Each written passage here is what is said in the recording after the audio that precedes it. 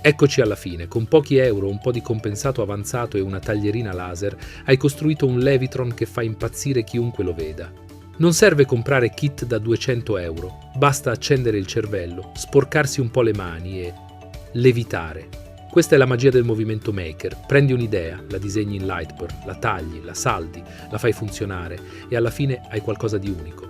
La morale è sempre la stessa. La fisica non è roba da premio Nobel, è roba da garage e da gente che ha voglia di divertirsi. Tra l'altro, sì, la voce che senti è stata generata con l'IA Minimax, perché anche il doppiaggio adesso lo facciamo in casa come veri Maker 2.